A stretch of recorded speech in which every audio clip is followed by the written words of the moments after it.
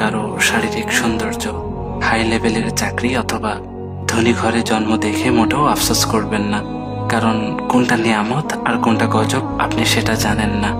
কত লোক সৌন্দর্যের কারণে চরিত্র হারিয়েছে, উচ্চ পদের চাকরি পেয়ে সততা গেছে, ধনাঢ্য পরিবারে জন্ম হওয়াতে জীবন ধ্বংস হয়েছে তার কোনো হিসেব নেই। সুতরাং আল্লাহ যা দিয়েছেন তা নিয়েই শুকরিয়া আদায় করুন এবং বলুন আলহামদুলিল্লাহ।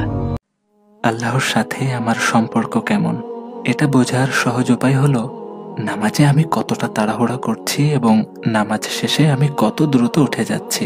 এই ব্যস্ত জীবনে এটাই সহজ উপায়।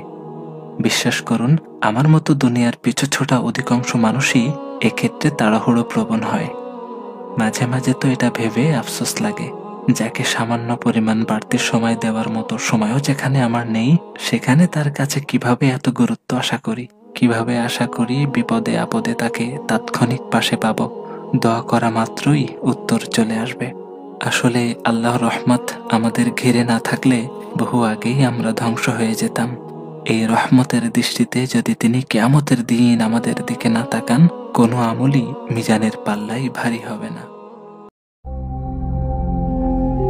একবার মনকে স্থির করে কল্পনা করুন, কখনো ঝুমঝুম বৃষ্টি, কখনো টাটকা রোদ, অন্ধকার কবরে শুয়ে আছেন আপনি। চিৎকার করলেও বাইরের দুনিয়ায় কেউ শুনতে পাচ্ছে না। প্রিয় মানুষেরা কি নির্বিকার জীবন যাপনে ব্যস্ত, অথচ দুনিয়ায় থাকতে আপনি ছিলেন কতজনের কাছে কত কিছু। আজকে নিঃশ্বাস ত্যাগ করলে আপনি দুনিয়ার জন্য শুধু একটা লাশ মাত্র। এটাই দুনিয়া।